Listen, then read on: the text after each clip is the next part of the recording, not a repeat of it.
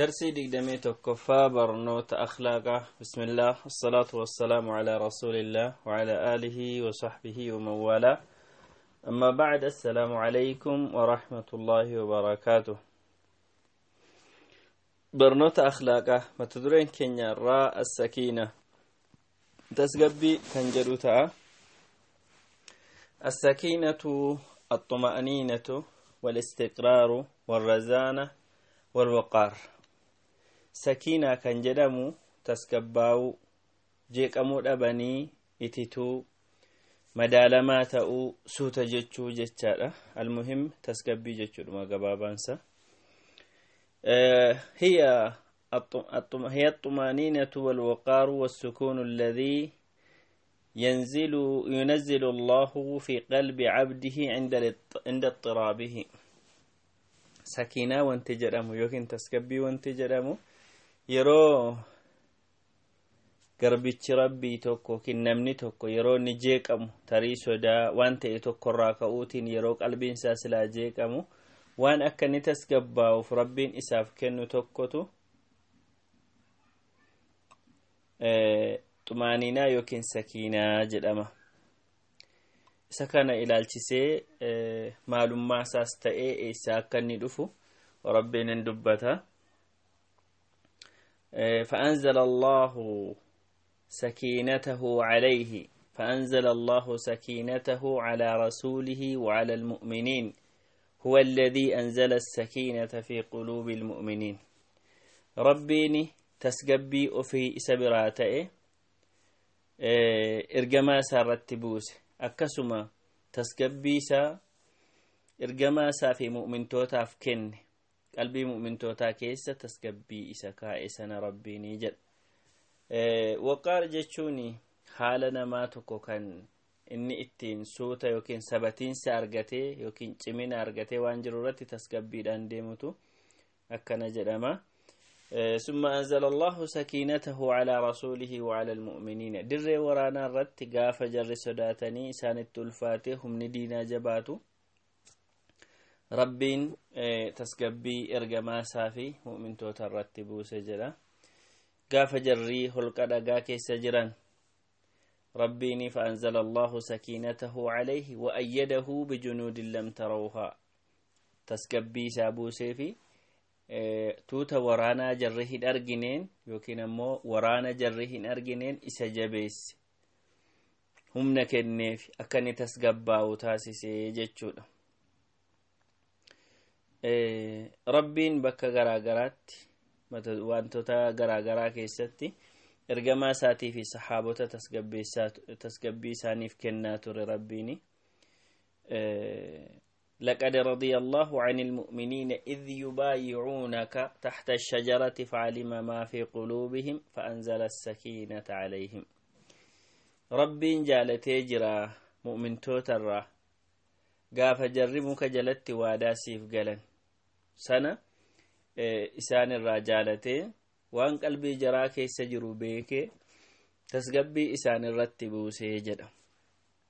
إغان النكوني قاف حديبياتي لولا حديبيا الرت قاف وري مكة أكسان أكا مؤمنتوني مكة انقلني عمران قوني ديبسوف كان وراني أسجدوتين كأوان تجرى مسوداتو تري baay'inni jaraas baay'ee miti xiqqoodha kan mu'mintoota. jarri sun immoo biyya isaanii keessa waan baay'ee gochuu danda'u turan. kanuma wajjin rabbiin tasgabbii isaanii kennee akka ciman isaan taasisee jechuudha. rasuulli rabbii alayhi salaatu wassalaam tasgabbiin barbaachisaa ta'uu fi barumsa irratti kennuu ilaalchisee akkana jedhu. idhaa uqiimati salaatu falaa ta'atuuhaa tas'awna. yeroo salaanni qaamaa godhame fiigaan dhufinaati suuta deemaa tasgabbiin isin irra haa jiraatu waan qaqqabattan salaataa waan isin darbetti guutaa malee fiiginaa jedhan. rabbiin qur'aana keessatti gara zikri rabbiitti deema arifadhaa kan jedhu jechi arifadhaa yookiin immoo fas'au ilaa zikrillaahi kan jedhu kun fiigaa jechuudha. zaahirri isaa jedhamus yaadi barbaadame asirratti idhahabuu jechuudha. idhaa dhahabtum ilayhi yeroo gara salaataa deemtan jechuudha. Fas'aun deema jechuudha malee fiigaa jechuu miti. Kanaafuu tasgabbiidha kan barbaadamu. Rasuulli Rabbii alayhi salaatu wassalaam gaafa hajjii irratti namoonni gaala oofanii iyyanii wacanii deemuu ariifatanii deemuu barbaadan أيها الناس عليكم بالسكينة يا نما سوتا جتشون اسن الرهاجرات سوتا جدا نسوتا جتشون أكبر بعدم أجر سيسني إني أججنس بفاججاتني كان درب سكينة لالجسي ابن القيم رحمه الله وإيس كان إلى الجسي مال جدا السكينة إذا نزلت على القلب اطمأن بها وسكنت إليها الرواح جوارح yeroo rabbiin qalbii namaa tokko keessa xuma'niinaa buuse ittiin tasgabbaaha qaamnillee ittiin tasgabbaaha gaafa qalbiin namaa tasgabbaahu qaamnillee ittiin tasgabbaaha sodaa argata suuta jechuu horata arrabni isaas waan sirrii ta'e dubbata kun hin jiru taanaan waan baay'ee keessa galeetu baballeessaa jechuudha yeroo kana gidduu wanti hin taane dhufee gale yookiin immoo tasgabbii yeroo isarraa fuudhame dubbii badaa keessa seena. Egaan gabaabaadhumatti barbaachisummaa isaa fi ajaja ergamaan rabbii dabarsanis kana laalchisee akkasumas rabbiin tolanni namatti oolu eega ibsamee booda faayidaan addaa kanarraa argamu maali? Faayidaan xumaaniinaa yookiin sakiinaarraa argamu maali yeroo jedhamu qalbii dhamaate qalbii kaatee yaani tasgabbii dhabdee jeeqamte qalbii aarte ittiin rabbiin tasgabbeessa gaafas xumaaniinaa kennuuf ishee tasgabbeessa gaafa garbicha tokko irratti xumaaniinaan bu'u kallattiin isaadhaa sirraa'ee isaaf deema haalli isaanii tola akkaataan isaas ni miidhaga gammachuu isaatu mul'ata yoo xumaaniinaan qabu ta'e yookiin tasgabbii hin qabu ta'e namni gammachuun hin jiru راحة أرجتشون سانجرو إني بران المتحلي بالسكينة يخشع في صلاة سكينة وكن تسجبي كان قبو صلاة ساكيس ربي ساك صداتو تو إسرام اللتوكين كربي سا صداتو تا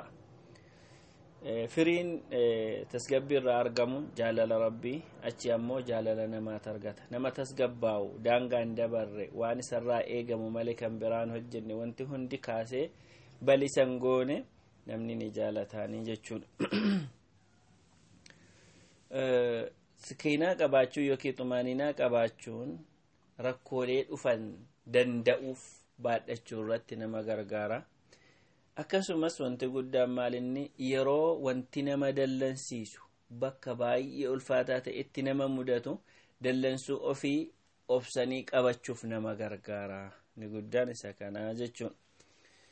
Qoodamni sakiinaa إن كان نتوقفان العامة وهي التي تخص عامة الخلق كان نمني هندنو اتين تسقبا وتسقبي نمني هندنو قبو كان نمني هندي يرو جنو نمني يرو عبادات تقلو وجي ديني دا يرو هجتو كان إني تسقبا أرغتشا ديمو دا إني بران خاصة أنفا كان تيتجرى تسقبي أنفا تجرى إني كن kan hordoftoota ergamaatiif kennamu yaani warra sirriitti ergamaa rabbiitti hidhatee deemuuf kennamu egaan inni kuni kan shakkiin qalbii isaa keessa hin galle diinii isaa irratti iimaanni isaadhaa kan isaaf guutee taa'u isa kana laalchiseeti rabbiin huwa alladhii anzala sakiinatahu anzala as-sakiin fi quluubil mu'miniina liyazdaaduu iimaanan ma'a iimaanihim rabbiin isaa tasgabbii qalbii mu'mintootaa keessa buuse akka isaaniif dabaluuf iimaana isaan qaban irratti iimaana biraa inni kun haala kanaani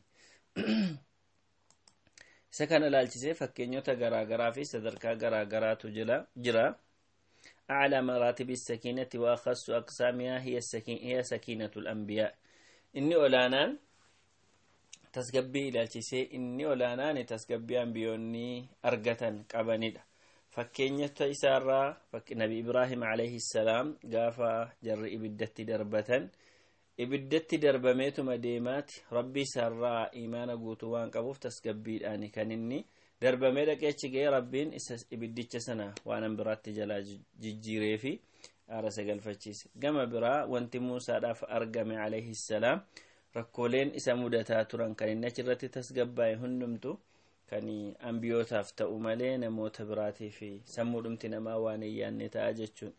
Fakkeenyaaf yeroo oleen inni baadhatu jawwee ta'e itti deebi'e gaafa funyoo jarrii bofatti deebisanii itti fidan tasgabbaa'eeti rabbiin isaa isa jabeessee jennaan. Nabiyyiin keenya alayhi salaatu wassalaam gaafa holqa keessa jiran nabi Muhammad alayhi salaatu wassalaam gaafa holqa keessa galanii baqachuuf gaara keessa galanii turan achirratti yeroo diinni dhufu tasgabbaa'uunsaa kanneen kun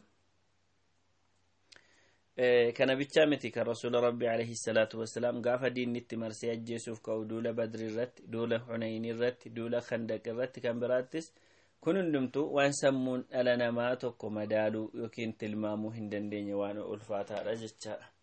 Isa kana hundumaa keessatti rabbiin xumaaniinaa jaraa kenneetu ambiyoota kana akka isaan keessa darban taasise. Inni kun ambiyoota qofatti gabaabbata yookiin immoo sadarkaa olaanaa kana kan argatu ambiyootaa jechuudha. Sakiinatu bani Israa'iil allatii أعطاها في التابوت sakiinaani waan sadii qabdi jedhama yookiin immoo maqaa sadiin beekamtedha. Tokko sakiinaa rabbiin Israa'eelotaaf kennedha. Inni kan biraan jechuudha.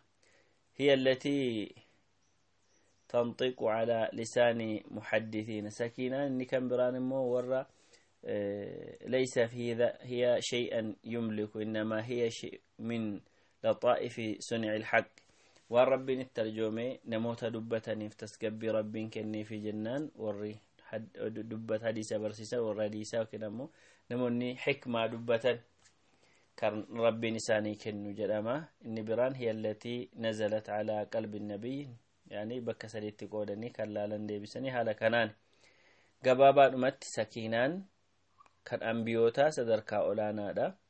Inni kaan ammoo akkaataa hordoftoota isaanii akkaataa namoonni ergamoota hordofan cimina isaan qaban irratti hundaa'uun kan rabbiin isaanii kennee isaan tasgabbeessutu jira jechuudha. Wantoonni akka akhlaaqa kana horatan tasgabbii horatan nama taasisu maali? Akka namni tasgabbaa'u haadii ta'u yookiin immoo yani mutma'inni akka inni ta'u kan taasisu maali yoo jedhame inni jalqabaa al-imtisaalu liqawli rasuuli sallallahu alayhi wa sallam jecha ergamaa rabbii hojiirra oolchuudha. Alaykum bisakiina suuta deemuu isinirraa jiraatu suuta jedhaa tasgabbaa waan jedhaniif. inni lammataa musaahabatu dhabi الطبع الهادئ namoota lisaa tasgabbii qabutti hidhachuudha. inni sadaffaa القراءة في كتب السيرة النبوية galmee seenaa nabi Muhammad dubbisuudha. inni arfaffaa bu'aa sakiinaa irraa argamu baruudha. inni shanaffaa obsa qabaachuudha. namni obsa qabu sakiinaa qabaachuu ni danda'a jechuudha. sakii obsa qabaachuu ni danda'a. تسجبين إيستنا مرة بربادما وانتجر مجرى. والمقصود أن العبد محتاج إلى السكينة عند الوساوس المعترضة في أصل الإيمان. نمتكو يرو واي إديني ساكي ست الشيطاني ست وسوسي واي إيمان ساسر كاجيكو بربادو نمنكن تسجب يقولاتشوني سرات برباجي ساتا ليثبت قلبه ولا يزيغ. أكا قلب ساقت أبته قد أبته في أكن هنجل النف جتشون. وعند وساوس الخطرات القادحة في أعمال الإيمان لئلا تقوى وتصير هموما وغموما وإرادات ينقص بها إيمانه. وانتوني إيمان سجلاه الرسل وانتوني قد يستفيدن هجي إيمان سجلا بليسن يرون ستلفو كان تسكباو قبنمني تسكبي يرو كان إسا برباجس. أمس وعند أسباب المخاوف على اختلافها ليثبت قلبه ويسكن جأشه. يرو وانتي سسوداجس وانتي قرا ستلفو تسكباو نسر رائقا. وعند أسباب الفرح لألا يطمح به مركبه فيجاوز الحد الذي لا يعبر.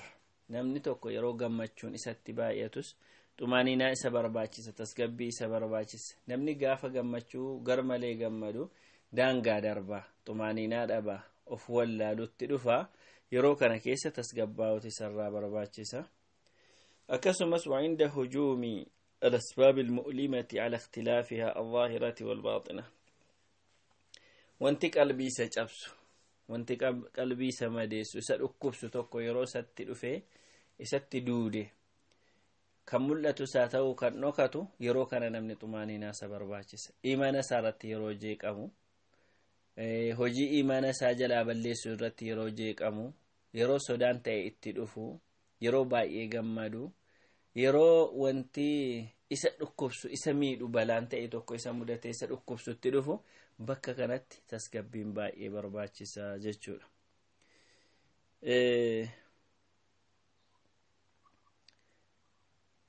namoonni baay'ee xumaaniinaadhaaf haajomanii xumaaniinaa irratti aayatoota xumaaniinaa kanneen amma asii olitti dabarsine kana dubbisuudhaan qara'uudhaan akka rabbiin xumaaniinaa isaaniif godhu fayyadaman hedduutu jiru isaan keessaa akka ibn al-qayyim dubbatutti ibn sheikhul islam ibn taymiyyah rahimahullah akkana jedha ture jenna yeroo ta'e tokko shayxaanni baay'ee isa jeeqee jennaan tulfaatee ture yaani haalli kun baay'ee isa tulfaatee ture yeroo kana keessatti firoottan koo warra na bira jiraniin iqra'uu aayatis sakiina ayata waa'ee tasgabbii dubbatu quraana irraan irratti qara'aa jedheen dhaggeeffadha sanbooda summa uqli'a anni dhalika alhaalu sanbooda wanti na jeequ sun narraa fuudhame wajalastu wamaa bi qalbatun haala natti baa tokko balaan tokko rakkoon tokko haala narra hin geenye ta'eetan fayyee taa'aa jedha yaani yeroo jeequmsi nama mudatu keessa yeroo wanti ta'e namatti dhufu kana keessa ayata tasgabbii qara'uun wantoota nama gargaaru keessaati namni kan inni jeeqamu otuma diinii isaa irratti cimaa ta'ee jiru yeroon inni itti jeeqamu jira kanarraa ka'uutiin sa'atii sanatti tasgabbiin nama barbaachisaa jechuudha egaani yeroo rakkoo garaa keessa tasgabbaa'uu ilaalchisee fakkeenyi nabi Muhammad alayhi salatu wassalaam dirree kamirrattuu dirree waraanaa irrattis ta'ee kophaa yeroo jiranis ta'ee akkasuma ambiyoonni darbanis wanti isaan keessa darban kun hundi tasgabbiitti wantoota nama kakaasu ta'a tasgabbiin hayaata namaatiif barbaachisaadha akhiraafis barbaachisaadha diinii ofii eeggachuufis barbaachisaadha tawaazuna yookiin madaala namummaa ofii eeggachuufis barbaachisaa ta'a jechuudha darsiitti aanu hanga walitti deebinutti haadaa wa sallallahu wa sallama ala nabiyyina Muhammad